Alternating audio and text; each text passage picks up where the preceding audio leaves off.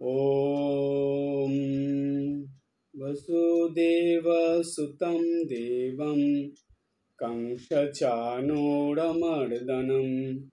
देवकी परमानन्दं कृष्णं वन्दे जगद्गुरुं मूकं करोति वाचालं पङ्गुं लङ्घयते गिरिं यत्कृपातमहं वन्दे परमानन्दमाधवम्।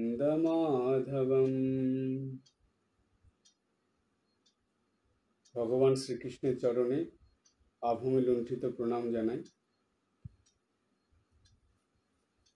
ভগবান তার প্রিয় শিষ্য অর্জুনের মাধ্যমে সমগ্র মানব জাতির উদ্দেশ্যে গীতা গ্রন্থে যে শিক্ষা দিয়ে গেছেন, সেই শিক্ষা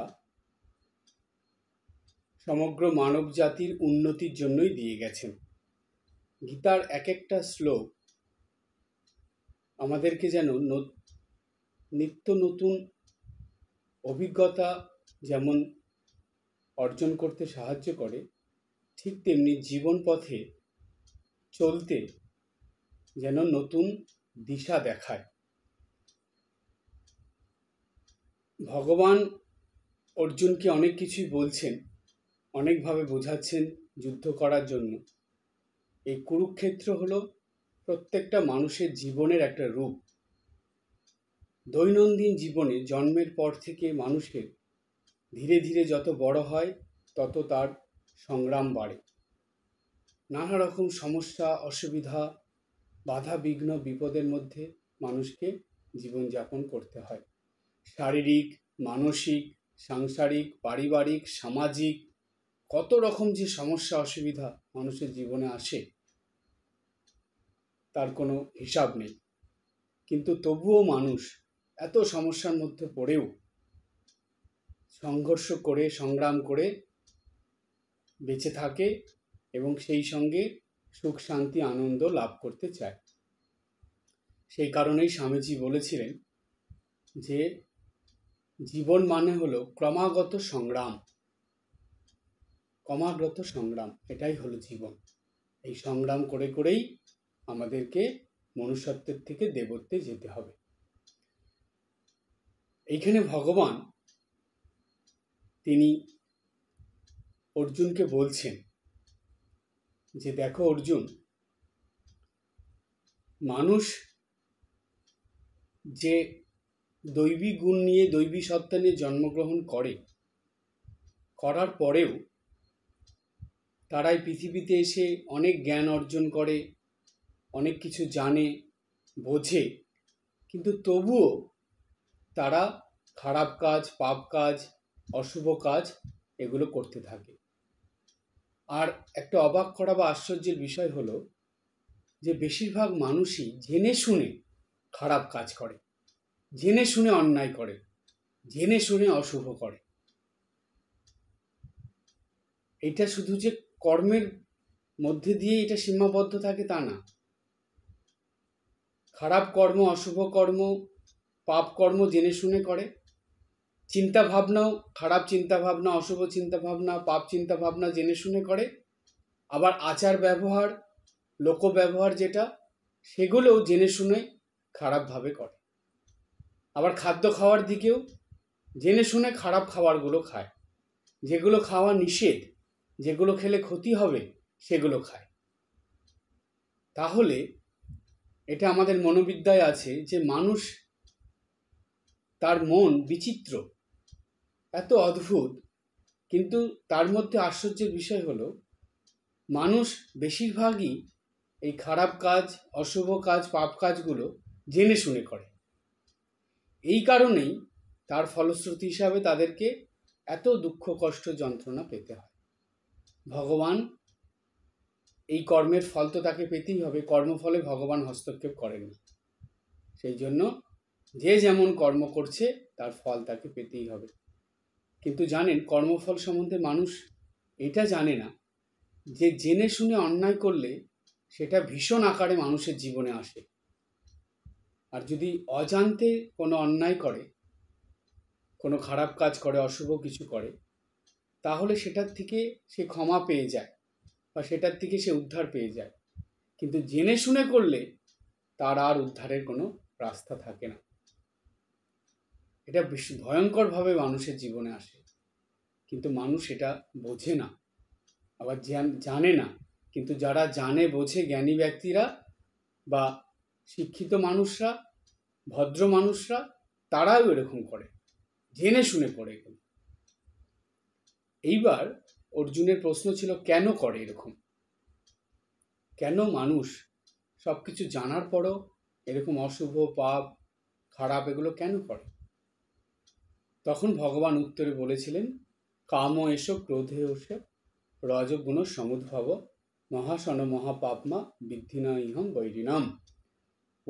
ভগবান বলেছিলেন যে এটা কাম, ক্রোধ এগুলোর সঙ্গে ষড়রিপু, আরও যা যা আছে, কাম, ক্রোধ, লোভ, মোহ, মদ এবং মাৎসর্য, এই ষড়রিপুর দ্বারা মানুষ এগুলো করে। আর এই ষড়রিপু কিভাবে আসে মানুষের মধ্যে? বলছে রজগুণের দ্বারা। এই রজগুণটা হলো তম মিশ্রিত। তমগুণ এবং রজগুণ মিশে থাকে, রজগুণটা বেশি থাকে, তমগুণ কম থাকে। এই তমগুণ রজগুণ মিশ্রিত থাকার ফলেই মানুষ এগুলো করে। কামনা, বাসনা, লোভ, লালসা, হিংসা, বিদ্বেষ এগুলোর মধ্যে মানুষ জর্জরিত হয়ে যায়, এবং সেজন্যই এগুলোর দ্বারা চালিত হয়েই মানুষ জেনে শুনে খারাপ কাজ করতে থাকে।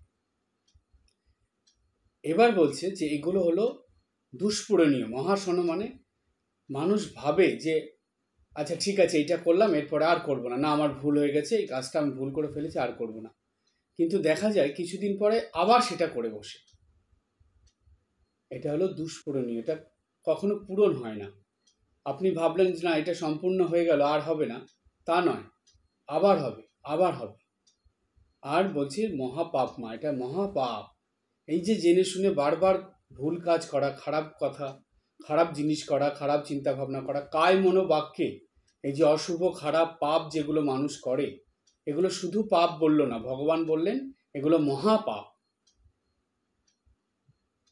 পাপের শাস্তি কম, মহাপাপের শাস্তি খুব বড়, খুব বিশাল, মারাত্মক হয় একদম। তাই বলছে এগুলো মহাপাপ। আর বলছে এগুলোই হলো মানুষের জীবনের চিরশত্রু। এরা কখনো মিত্র হয় না, এরা সবসময় শত্রু হিসাবেই থাকে। কোনগুলো? এই ষড়রিপু। এই ষড়রিপু মানুষের শত্রু, বরাবর মানুষকে ক্রমাগত খারাপের দিকে নিয়ে যায়, মনুষ্যত্বের থেকে পশুত্বে নিয়ে চলে যায়। এরা দেবত্বে পৌঁছতে দেয় না মানুষকে, সেই জন্য এরা শত্রু। এবার এই 37 নম্বর শ্লোকে ভগবান অর্জুনকে এটা বললেন, এবং তারপরে কি বললেন, এটা তো সমগ্র মানব জাতির জন্য বলছেন, এরপরে উদাহরণ দিয়ে বুঝালেন। ভগবান দেখলেন যে আমি এই কথা বললাম, এই কথা হয়তো সহজভাবে বুঝতে পারবে না, তাই ভগবান একটা উদাহরণ দিলেন। কি উদাহরণ দিলেন? ভগবান বললেন, ধূমেনা আব্রিয়তে বহ্নি যথাদর্শ মলেন চ যথা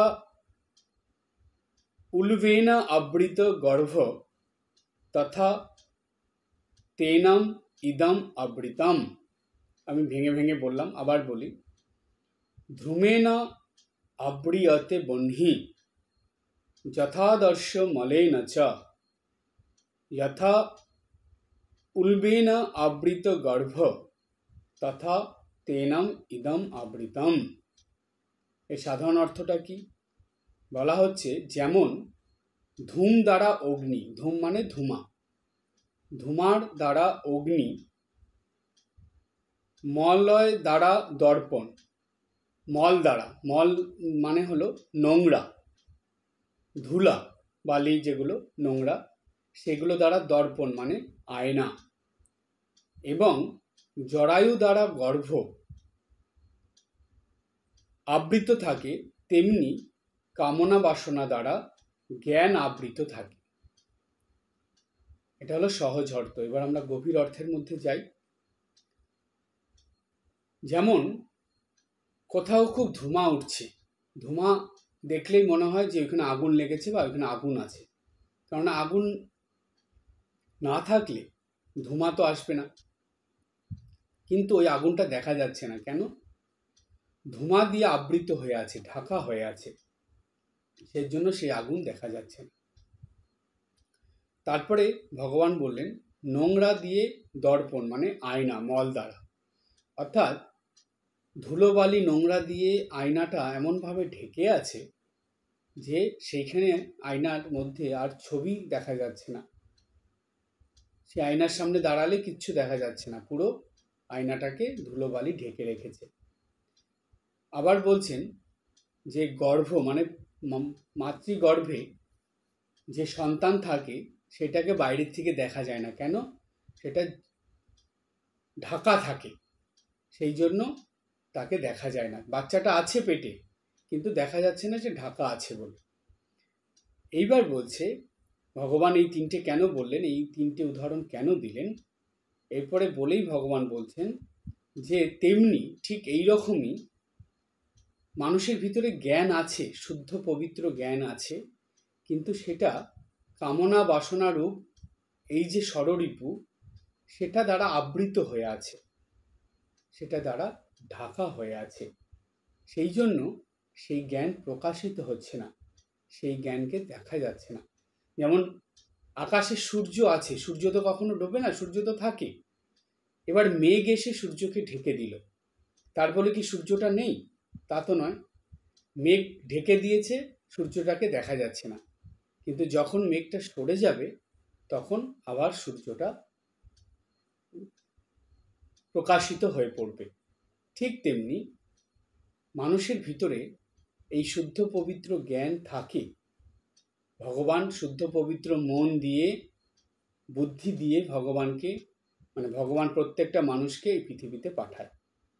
এইবার তারাই পৃথিবীতে এসে এই ষড়রিপু বা এই জাগতিক যে আসরিক গুণগুলো সেগুলো নিয়ে, সেগুলো দ্বারা তার শুদ্ধ বুদ্ধি এবং শুদ্ধ মন, শুদ্ধ জ্ঞান এগুলোকে এমনভাবে আবৃত করে দেয় যে যার ফলে তারা কোনটা ঠিক কোনটা ভুল, কোনটা করা কর্তব্য কোনটা করা কর্তব্য নয়, কোনটা ভালো কোনটা মন্দ, এই বিবেক বিচার বোধটুকু হারিয়ে ফেলে। সেই জন্য জেনে শুনে খারাপ কাজ করতে থাকে, জেনে শুনে আজে বাজে কথা, খারাপ কথা বলতে থাকে, জেনে শুনে দুশ্চিন্তা, আজে বাজে চিন্তা, খারাপ চিন্তা করতে থাকে। কায় মনোবাক্যে সব কিছুই অশুভ খারাপ পাপ করতে থাকে, জেনে শুনে করে। সেই জন্য বলছে জ্ঞানী ব্যক্তিদের কথা বলছে, যারা বিদ্বান জ্ঞানী তারা এগুলো বেশি করে। সেটাই অবাক কাণ্ড যে তারা শিক্ষিত হয়ে, বিদ্বান হয়ে, জ্ঞানী হয়ে, ভদ্র মানুষ হয়ে কি করে এরকম করছে? এই কারণেই করছে তারা, যেহেতু তাদের জ্ঞান, বুদ্ধি, মন, শুদ্ধ পবিত্রতা সেগুলো হারিয়েছে, সেগুলো চাপা পড়ে গেছে, ঢাকা হয়ে আছে, সেই জন্য সেগুলো বাইরে প্রকাশিত হচ্ছে না। এটা বোঝাতে গিয়ে ভগবান তিনটে উদাহরণ দিয়ে দিলেন।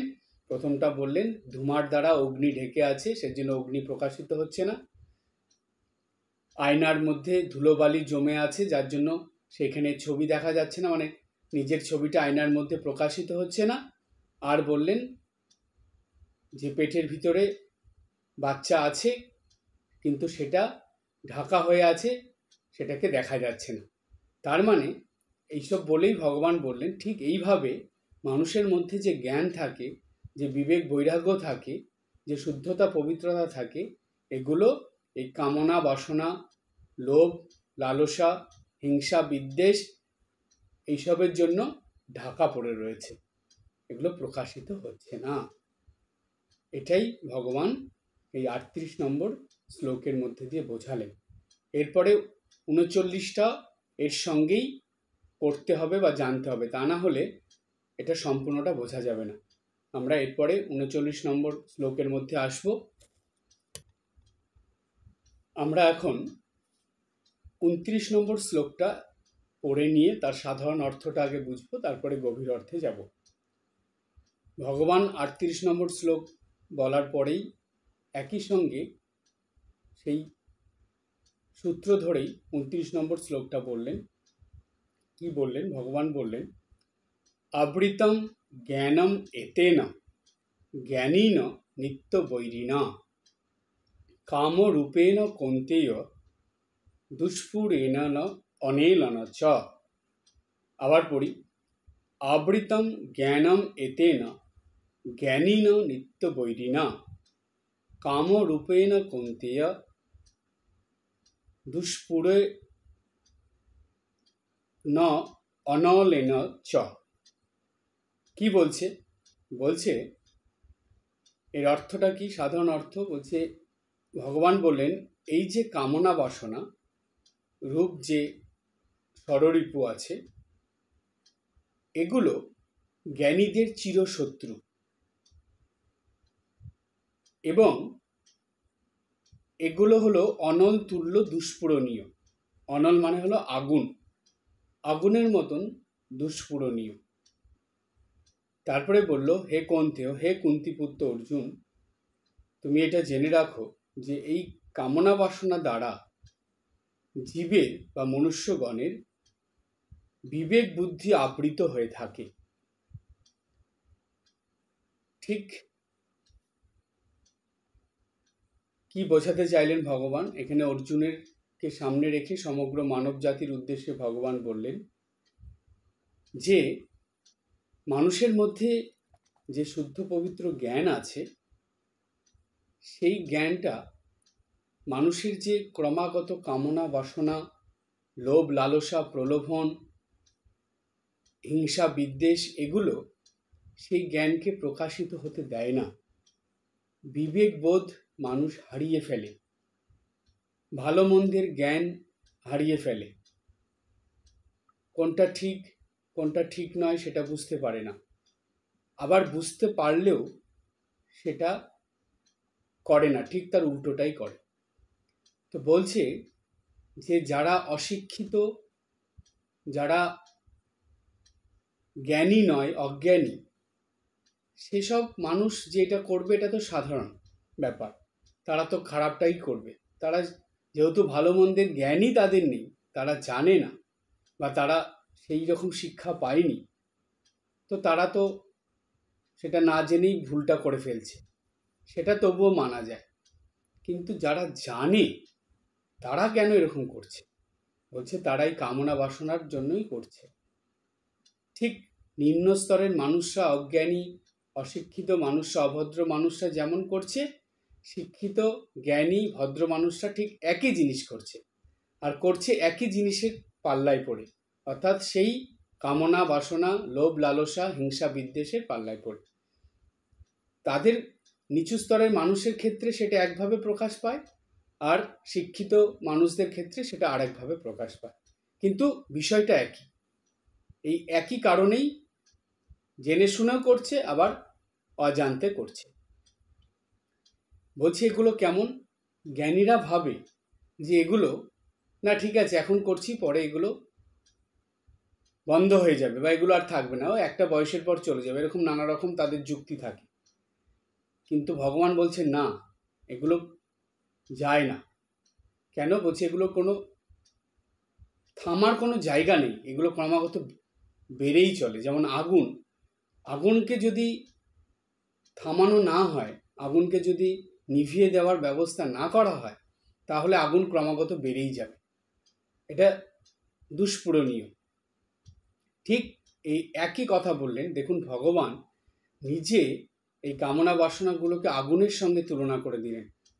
বলছি এগুলো মানুষের ভিতরে যখন শুরু হয়, তখন আগুনের মতন দাউ দাউ করে এগুলো ক্রমাগত বেড়েই চলে, এগুলো কমে যায় না।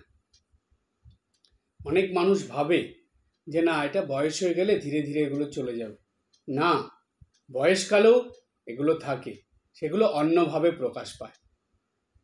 কৈশোর বয়সে একরকমভাবে প্রকাশ পায়, যৌবন বয়সে আর এক রকমভাবে প্রকাশ পায়, এবং বৃদ্ধ বয়সে, বার্ধক্যকালে বয়স হলে সেটা আর এক রকমভাবে প্রকাশ পায়। কিন্তু এর মূল কিন্তু ওই ষড়রিপু, কামনা বাসনা, লোভ লালসা, এগুলো কিন্তু এর পিছনে থাকে। এক এক বয়সে এক এক রকমভাবে সেটা প্রকাশ পায়।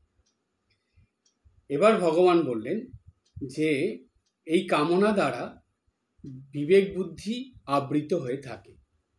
যেই বিবেক বুদ্ধি দ্বারা মানুষ চালিত হয়, যেই বিবেক বুদ্ধি দিয়ে মানুষ মনুষ্যত্বের থেকে দেবত্বের দিকে যায়, সেই বিবেক বুদ্ধি যদি এই কামনা বাসনা দ্বারা আবৃত হয়ে থাকে, তাহলে সেই বিবেক বুদ্ধি মানুষকে দেবত্বের দিকে তো নিয়ে যায় না, বরং মনুষ্যত্বের থেকে আরও নিচু স্তরে নামিয়ে দেয়, অর্থাৎ পশুত্বের দিকে নিয়ে চলে যায়। এই যে কামনা বাসনা, এটা যে পূরণ হয়ে যায় না, এই নিয়ে একটা খুব সুন্দর ঘটনা আছে। এটা কোথায় আছে বলছে, মহাভারতের আদি পর্বে এটা পাওয়া যায়। একটা খুব সুন্দর ঘটনা, একটা গল্প। সেখানে বলা হচ্ছে যে রাজা যযাতি বলে একজন রাজা ছিলেন। সেই যযাতির 5টি সন্তান ছিল। 5টি সন্তানের মধ্যে যে সব থেকে কনিষ্ঠ ছিল, ছোট ছেলে, তার নাম ছিল পুরু। তো এই পুরু খুব সৎ ছিল এবং বিবেক বোধ সম্পন্ন ছিল। আর রাজা যযাতি তিনি ছিলেন প্রচণ্ড কামনা বাসনা লোভ লালসাপূর্ণ মানুষ। তিনি ভোগ বাসনার মধ্যে একদম ডুবে ছিলেন। তো যাই হোক, তার জীবনে একটা ভুলের জন্য তিনি দৈত্যগুরু শুক্রাচার্যের কাছে একটা অভিশাপ পেয়েছিলেন। শুক্রাচার্য অভিশাপ দিয়েছিল যে যযাতি খুব সুপুরুষ ছিলেন, খুব সুন্দর দেখতে ছিলেন, তার রূপ মানে দেখার মতন। তো সেই রূপ নষ্ট হয়ে গিয়ে তার জীবনে বার্ধক্য চলে এসেছিল এবং শুক্রাচার্য বলেছিলেন যে তোমার ভিতরে কামনা বাসনা লোভ লালসা সব থাকবে, কিন্তু তোমার শারীরিক অক্ষমতার জন্য তুমি সেগুলো পূরণ করতে পারবে না।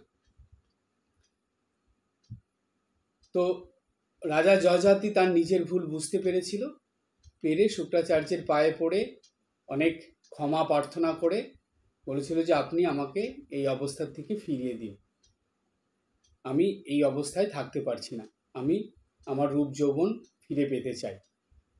তার কারণ আমার ভিতরে এখনো অনেক লোভ লালসা কামনা বাসনা আছে, সেগুলো আমি পূরণ করতে চাই। তো যাই হোক, যখন এত শুক্রাচার্যের পা ধরে কান্নাকাটি করছে রাজা যযাতি, তখন শুক্রাচার্য বললেন যে এর একটাই উপায় আছে, তোমার 5টা ছেলের মধ্যে যদি কোনো একজন সন্তান তার রূপ যৌবন তোমাকে দিয়ে দেন, তাহলে তোমার বার্ধক্য তোমার সেই সন্তানের মধ্যে চলে যাবে এবং সেই সন্তানের যৌবনত্ব তোমার কাছে চলে আসবে, তাহলে হতে পারে। রাজা যযাতি এমনই কামনা বাসনা ভোগ বাসনায় এমনই মত্ত হয়েছিল, তার মনের ভাব এমনই ছিল, তার বিবেক বোধ বিচার বুদ্ধি তিনি হারিয়ে ফেলেছিলেন। তিনি রাজসভায় গিয়ে 5টা ছেলেকে ডেকে পাঠালেন। ডেকে পাঠিয়ে বললেন যে এরকম এরকম ব্যাপার, আমি এরকম বার্ধক্য জরাগ্রস্ত হয়েছি, তোমাদের মধ্যে কেউ যদি এটা নিতে চাও তাহলে আমি একজনকে দিতে চাই, তোমরা একজন নিয়ে আমাকে তোমাদের এই যৌবন অবস্থা দাও, আমাকে দাও, আমার এই জরা অবস্থা তোমরা যে কোনো একজন তোমরা গ্রহণ করো। এইভাবে প্রথমে একজন একজন করে জিজ্ঞেস করছে, তো সবাই না করে দিচ্ছে। প্রথম বড় ছেলে যে সে না করে দিল, তারপরের জন সেও না করে দিল। এবার যযাতি খুব রেগে গেলেন, গিয়ে তাদেরকে অভিশাপ দিয়ে দিলেন। কাউকে রাজ্যচ্যুত করে দিলেন, কাউকে অভিশাপ দিলেন, কাউকে শাস্তি দিলেন, এরকম। কিন্তু সব থেকে ছোট ছেলে যে ছিল পুরু, সে খুব বুদ্ধিমান ছিল, সে আর তার সঙ্গে জ্ঞানীও ছিল, বিবেক বিচার বোধ সম্পন্ন মানুষ ছিল। সে তখন চিন্তা করে দেখল যে এই রূপ যৌবনের তাড়নায় আমার বাবা হিতাহিত জ্ঞান শূন্য হয়ে গেছেন, ভালো মন্দের বিচারবোধ হারিয়ে ফেলেছেন, তার বিবেক চেতনাবোধ সেগুলো সব নষ্ট হয়ে গেছে। তিনি এতটাই কামনা বাসনায় ভোগ বাসনায় লোভ লালসায় ডুবে আছেন, নিজের মনকে এতটাই তিনি আসক্ত করে ফেলেছেন যে তিনি বুঝতেই পারছেন না যে তিনি কি কাজ করছেন, এটা ঠিক করছেন না ভুল করছেন, এই বোধই তিনি হারিয়ে ফেলেছেন।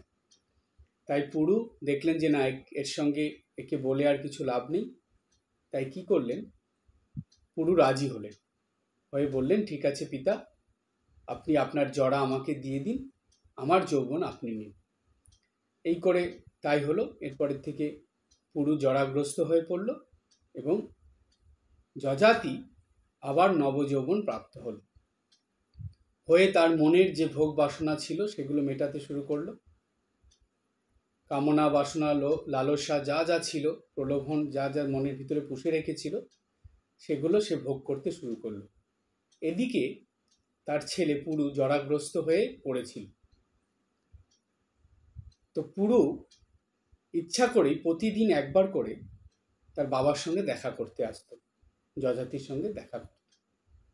আর এদিকে যযাতি তার এই কামনা বাসনা নিয়েই ডুবে আছে, খুব ভোগের মধ্যে আছে। বেশ কিছু বছর পরে হঠাৎ করে যযাতির মধ্যে এই বিবেকবোধ জাগ্রত হলো।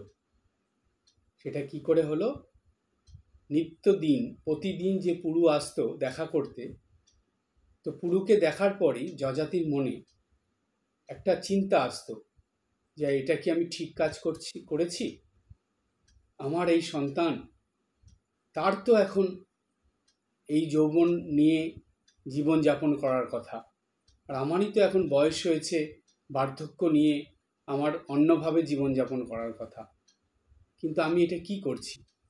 এই চিন্তা যযাতির মধ্যে আসতো, কিন্তু সেটা ক্ষণকাল থাকতো, তারপরে আবার চিন্তাটা চলে গিয়ে ভোগ বাসনার মধ্যে চলে যেত। কেন, মানুষের মধ্যে যেটা বেশি থাকে সেটাই তো মন ভর্তি হয়ে থাকে, সেটাই তো বাইরে প্রকাশিত হয়।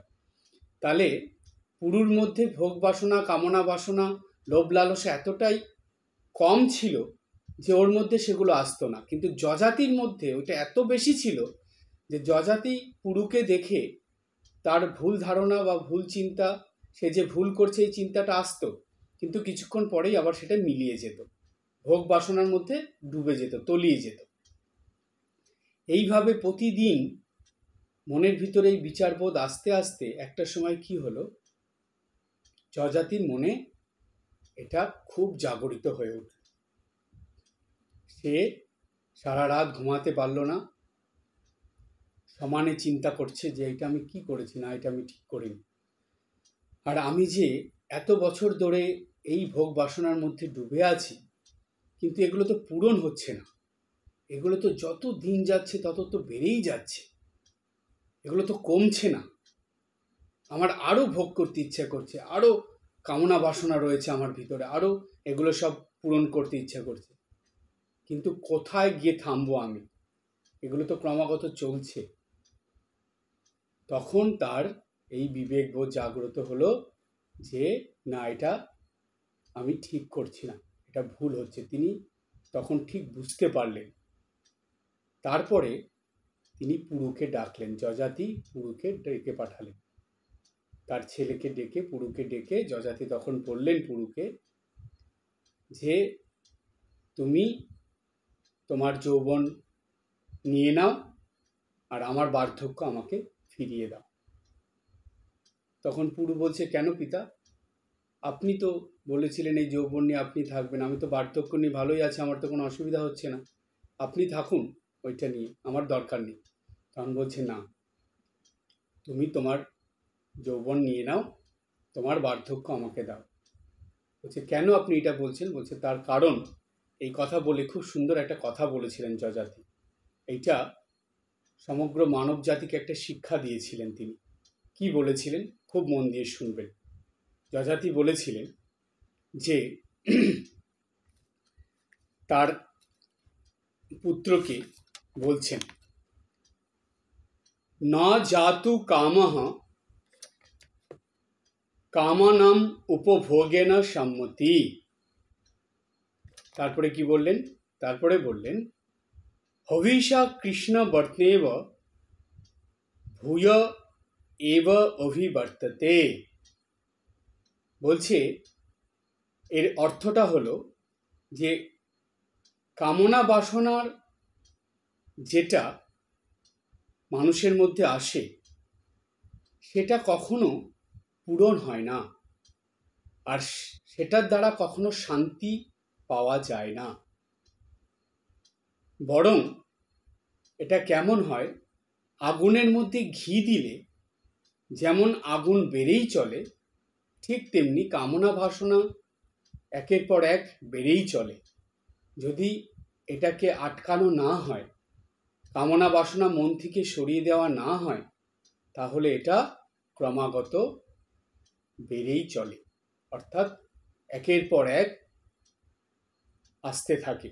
এটার হাত থেকে বাঁচা যায় না, নিস্তার পাওয়া যায় না। তাই বললেন, ন জাতু কামহ কামনাম উপভোগেন সম্মতি হবিষা কৃষ্ণ বর্তেব ভূয় এব অভিবর্ততে।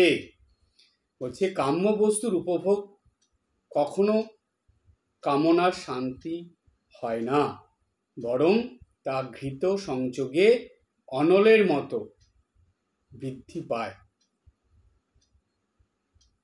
যযাতি এই অনেক বছর ধরে ভোগ করার পরেও কিন্তু অতৃপ্ত রয়ে গেলেন, তৃপ্তি পেলেন না, জীবনে শান্তি পেলেন না।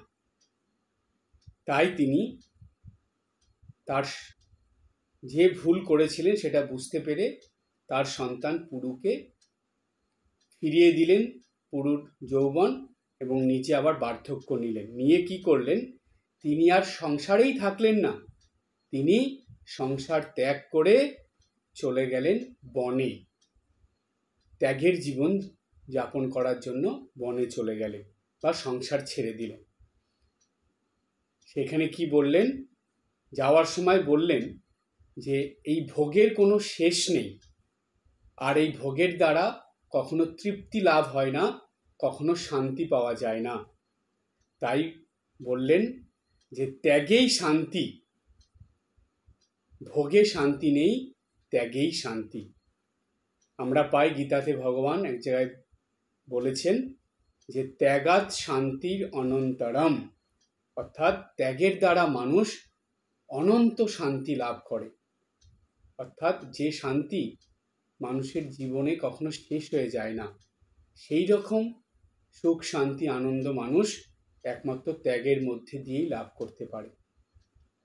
তাই ভগবান শিক্ষা এটাই দিলেন যে এই দুটি শ্লোকের দ্বারা ভীষণ গুরুত্বপূর্ণ একটা শিক্ষা ভগবান আমাদের দিলেন। সেটা কি শিক্ষা? এই পরপর দুটো শ্লোকের মধ্যে দিয়ে 38 এবং 39 নাম্বার যে শ্লোক দুটো এখানে ব্যাখ্যা আলোচনা হলো, এর মধ্যে দিয়ে ভগবান সমগ্র মানব জাতির জন্য খুব গুরুত্বপূর্ণ এবং প্রয়োজনীয় একটি শিক্ষা দিলেন। কি শিক্ষা দিলেন? এটা অর্জুনকে বললেন এবং সেই সঙ্গে আমাদের সবাইকেই বললেন বা বলে গেছেন যে দৈনন্দিন কর্তব্য কর্ম যা আছে সেগুলো সব করবে, কিন্তু জানবে এগুলো সবই জাগতিক। তাই জগৎ সংসারের কোনো কিছুর মধ্যে নিজেকে আসক্ত করবে না, নিজেকে কামনা বাসনা লোভ লালসা প্রলোভন এগুলোর মধ্যে ডুবিয়ে দেবে না, এগুলোর সঙ্গে নিজেকে আষ্টে পিষ্টে বেঁধে ফেলবে না। কি করতে হবে? ভগবান বললেন ত্যাগের ভাব নিয়ে জীবনযাপন করতে হবে।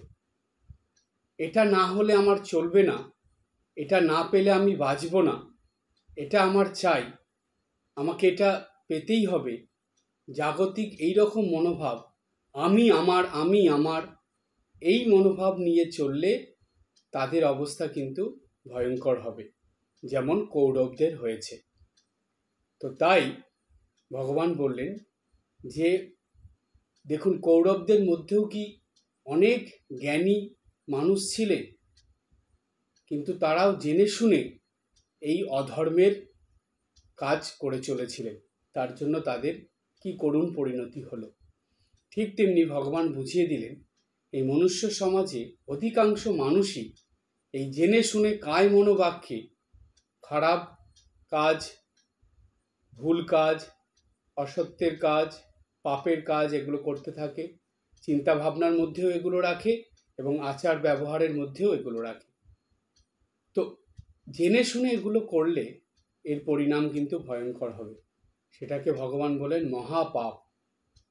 আর এই কামনা বাসনা যে 6 রিপু আছে, এই 6 রিপুর মধ্যে মানুষ আবদ্ধ হয়ে এইসব অশুভ, অপবিত্র, খারাপ, পাপ কাজগুলো করতে থাকে। তাই এই কামনা বাসনা কি করে সরানো যায়? বলছে এগুলো একমাত্র ত্যাগের দ্বারাই মানুষ তার বিবেক বৈরাগ্যকে ঠিক রেখে শুদ্ধ, পবিত্র, সত্য এবং ভালো শুভ কাজ করে জীবনযাপন করতে পারে। কায় মনোবাক্যে তার সব কিছু ভালোভাবে সে করতে পারে। এটার জন্য কি দরকার? ভগবান বলে দিলেন এটার জন্য ত্যাগ দরকার। ত্যাগ না হলে কিন্তু মানুষ কখনো মনুষ্যত্বের থেকে দেবত্বে যেতে পারবে না। তাই জাগতিক সব কিছুর থেকে ধীরে ধীরে মনকে সরাতে হবে, ত্যাগ আনতে হবে। কারণ জগৎ সংসারে যেটাই আপনি করছেন সেটা আপনি কামনা বাসনা, লোভ লালসা জন্য এবং আপনার নিজের ভোগের জন্য করছেন। তো এই ভোগ বাসনা যদি না যায় তাহলে কি করে জীবন সঠিক পথে চালিত হবে? কেননা এই ভোগ বাসনাগুলো তো আপনাকে সঠিক পথে চালিত করবে না, আপনাকে ক্রমাগত বিপথে নিয়ে যাবে, খারাপ দিকে নিয়ে যাবে, মনুষ্যত্বের থেকে পশুত্বে নিয়ে চলে যাবে। আর যখনই আপনি ত্যাগের দ্বারা জীবনযাপন করবেন, আপনার বিবেক বৈরাগ্য যখন জেগে উঠবে, যখন আপনি চিন্তা ভাবনা করে জাগতিক কোনো কিছুর মধ্যে আসক্ত না হয়ে আমি আমার ভাব থেকে নিজেকে দূরে সরিয়ে এবং কামনা বাসনা, ভোগ লালসা, হিংসা বিদ্বেষ শূন্য হয়ে জীবনযাপন করতে শুরু করবেন, তখনই এই ত্যাগ আপনাকে মনুষ্যত্বের থেকে দেবত্বে নিয়ে যাবে। তাছাড়া অন্য কোনো উপায় বা পথ নেই। এই শিক্ষাই ভগবান এই দুটো শ্লোকের মধ্যে দিয়ে আমাদেরকে, সমগ্র মানব জাতিকে দিলেন যে তোমরা জাগতিক এই কামনা বাসনা, ভোগ বাসনার মধ্যে, ষড়রিপুর মধ্যে বদ্ধ হয়ে যেও না, তোমরা এই ভোগের মধ্যে ডুবে যেও না, তোমরা বিবেক বৈরাগ্য জাগিয়ে তোলো এবং ত্যাগের পথ ধরে জীবনযাপন করার চেষ্টা করো। তাহলেই তোমরা অমৃতত্ব লাভ করতে পারবে। আর এই ত্যাগের মধ্যেই অনন্তর মানে দীর্ঘস্থায়ী, আর যেটা কখনো ফুরিয়ে যাবে না, অফুরন্ত সুখ, শান্তি ও আনন্দ লাভ করতে পারবে। তাই ভোগে শান্তি নেই, ত্যাগেই শান্তি, ত্যাগাৎ শান্তি অনন্তরম। আজ এই পর্যন্ত। সবাই ভালো থাকবেন, হাসি খুশি আনন্দে থাকবেন।